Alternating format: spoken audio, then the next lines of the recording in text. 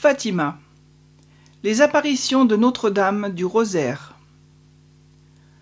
Avant de parler des apparitions de Fatima, il nous faut revoir l'histoire même du Portugal pour comprendre le lien particulier qui existe depuis l'origine de ce pays entre cette terre et la Sainte Vierge Marie. En 711, les Arabes conquirent toute l'Espagne, sauf une fine bande de territoires, les Asturies, situées tout à fait au nord-ouest de l'Espagne. En 717, Dom Pélage, chef des Espagnols, passa toute une nuit en prière dans une grotte des Asturies, la Covadonga. La Sainte Vierge lui apparut dans cette grotte et lui ordonna de commencer dès le lendemain la reconquête. Bien qu'il n'eût qu'une poignée de soldats en face d'une énorme armée arabe. La Reconquista dura 8 siècles moins 25 ans, de 717 à 1492. La Sainte Vierge avait prescrit la reconquête parce que l'Espagne est catholique et doit le rester. Dès le Xe siècle, la région du nord-ouest de ce qu'est aujourd'hui le Portugal échappe à l'emprise musulmane et est érigée en comté du Portugal, confié à Henri de Bourgogne.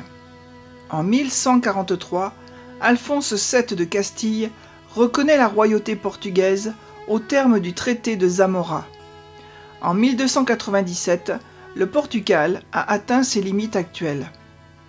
C'est alors que le roi Alfonso Henrique choisit la très sainte Vierge Marie, Mère de Dieu, patronne de ce nouveau royaume, et Saint Michel comme protecteur de ses armées.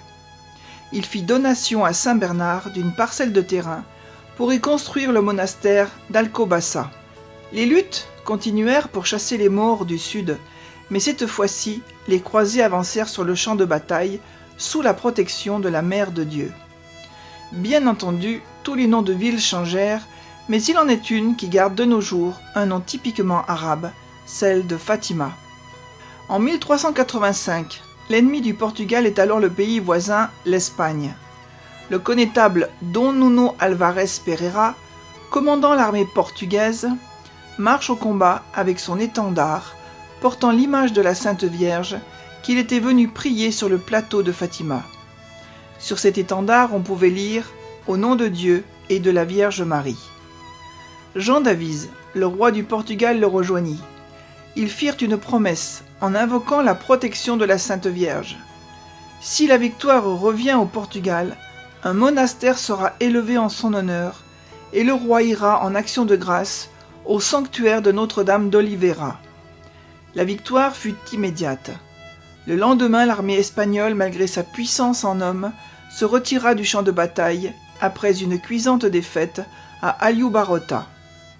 Le roi tint sa promesse et se rendit à pied au sanctuaire éloigné de 250 km.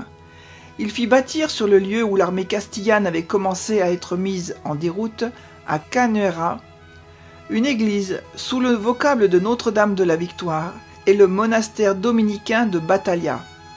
Il demanda au pape Boniface IX que toutes les cathédrales du Portugal soient dédiées à la Sainte Vierge. Cela fut fait un 13 mai.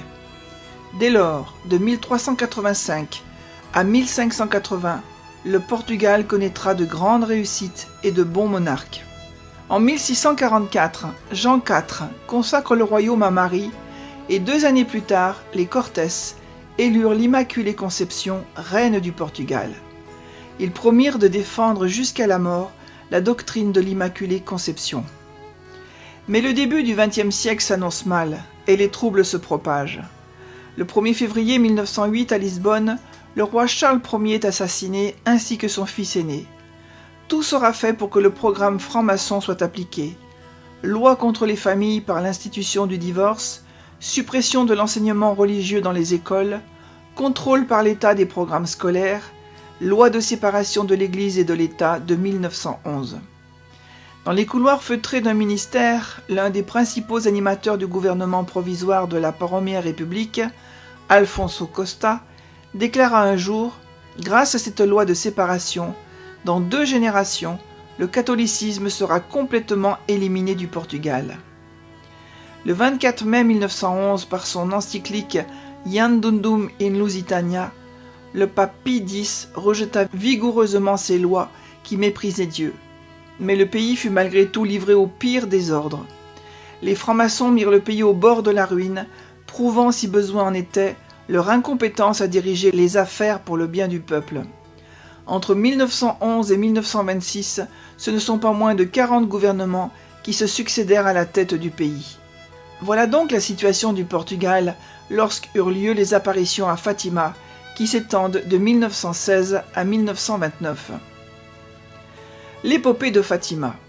Le but fondamental de Fatima est la glorification de la très sainte Trinité par l'intervention du Christ en son Eucharistie et de la Mère de l'Église, la Vierge Marie, en son cœur immaculé, pour susciter la conversion des âmes. Tout Fatima est là, tout le message est ordonné à cette fin. Avant les apparitions de la Sainte Vierge en 1917, il y eut les apparitions angéliques en 1915 et 1916. La Sainte Vierge délivrera son message qu'elle explicitera plus tard, en 1925 et 1929. Alors que le monde et l'Europe en particulier sont englués dans la Première Guerre mondiale, au Portugal, 3 jeunes bergers de 2 familles parentes vivent intensément leur foi naissante, désirant par-dessus tout communier. Au printemps 1916, Lucie, 9 ans, et ses 2 jeunes cousins, Jacinta, 6 ans et François, 8 ans, voient arriver vers eux un jeune homme resplendissant de lumière, se dénommant l'ange de la paix. Il les invite à prier Dieu, les 5 heures de Jésus et de Marie, pour la paix. En été, près du puits de chez Lucie, le même ange, sous le nom d'ange gardien du Portugal, leur demande d'intensifier leurs prières et de se sacrifier pour les pécheurs en vue d'acquérir la miséricorde divine. En automne a lieu la plus importante de toutes les apparitions. En effet, près de leur grotte de jeu, le Cabeço, s'offre à leur vue l'ange de l'Eucharistie, tenant les saintes espèces. Communiant les 3 bergers et leur apprenant une importante prière d'adoration qu'il leur recommande de réciter pour les pécheurs, pour réparer les offenses faites à Dieu et ainsi le consoler. Les grandes apparitions de Notre-Dame du Rosaire eurent lieu en 3 fois, 1917, 1925, 1929. D'autres apparitions eurent lieu jusqu'à la mort de Sœur Lucie le 13 février 2005. Les apparitions de 1917 sont les plus importantes, le 13 de chaque mois, de mai à octobre. Elles commencent un dimanche, jour du Seigneur, et s'achèvent un samedi, jour consacré à Marie. Le 13 mai, la Vierge fixe les rendez-vous pour 6 mois. Elle promet le ciel, leur demande surtout de réciter le chapelet tous les jours et de se sacrifier pour le salut des âmes. Le 13 juin, elle émet la volonté divine que se déploie dans le monde la dévotion à sa maternité spirituelle pour coopérer au salut des âmes sous le nom de dévotion à son cœur immaculé. Elle désigne son cœur immaculé comme refuge et chemin vers Dieu. Le 13 juillet est le jour de sa plus longue et grave communication. Elle y explique le sens des souffrances qui vont concerner le monde entier à cause de l'extension du péché des guerres, du communisme et des persécutions correspondantes contre l'Église et le Saint-Père.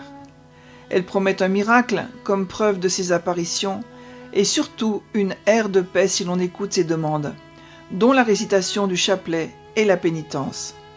Elle leur apprend 2 prières de salut. Elle annonce enfin le triomphe de son cœur immaculé sur les forces sataniques. Elle a montré au passage l'horreur de l'enfer aux 3 bergers. Le 13 août, les enfants ayant été enlevés par la franc-maçonnerie locale, la Vierge leur réapparaît en privé le 19 août. Elle sollicite la mise en marche des processions en son honneur, promet des guérisons et rappelle la nécessité de pourvoir au salut des plus grands pécheurs. Le 13 septembre, elle les prépare à la dernière apparition. Le 13 octobre est une explosion de lumière.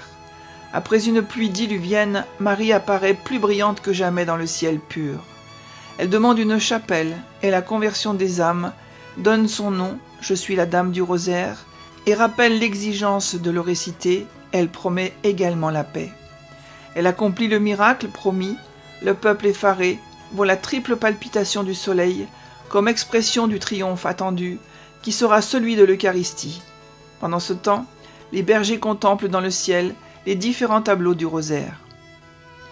Les dernières grandes apparitions. François et Jacinthe, après s'être sacrifiés pour les pécheurs, meurent très tôt. 1919-1920. Lucie, éloignée de Fatima, où elle a bénéficié d'une 7e apparition, devient religieuse. En 1925, au couvent de Pontevedra en Espagne, elle reçoit de Marie les modalités de l'établissement de la dévotion à son cœur immaculé.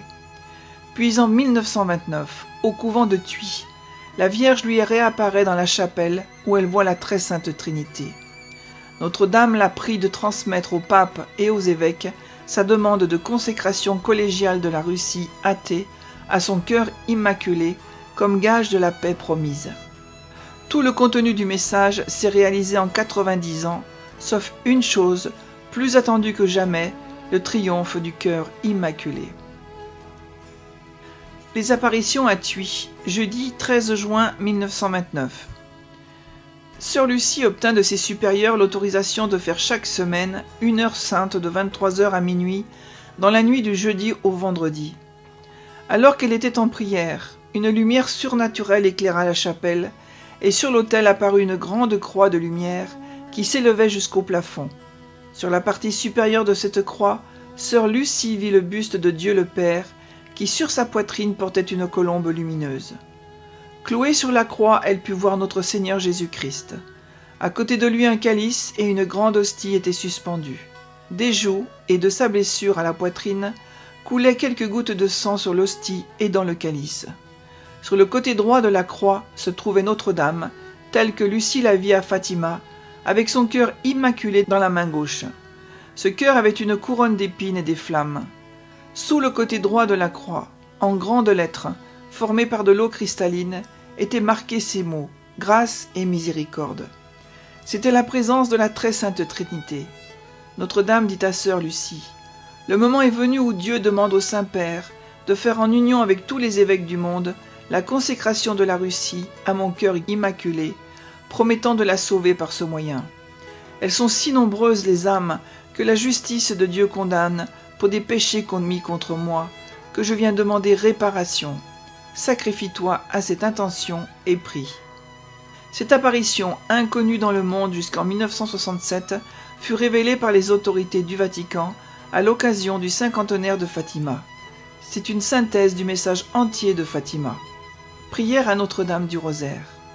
Notre-Dame de Fatima, je veux bien offrir à Dieu des sacrifices et accepter toutes les souffrances qu'il m'enverra en réparation des péchés si nombreux qui offensent sa divine majesté, et pour obtenir la conversion des pécheurs. Mais aidez-moi, Vierge Marie, sur cette route de l'expiation.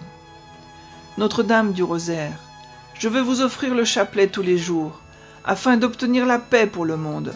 Vous êtes la seule à pouvoir me secourir et à m'aider à changer de vie, pour ne plus affliger par le péché mon Seigneur, qui est déjà trop offensé.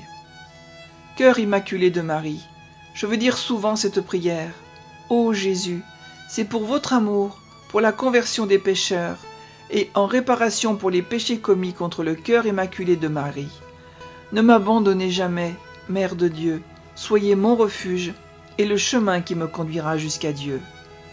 Notre-Dame du Carmel, montrez aux hommes ce qu'est l'éternité, pour qu'ils fassent tout pour changer de vie, qu'ils pensent à la mort de notre Seigneur et fassent pénitence, que tous les êtres de la terre soient purs de corps et d'âme, qu'ils apprennent à ne pas faire de péché, à ne pas voler, à ne jamais mentir, à dire toujours la vérité, même si cela coûte. Amen.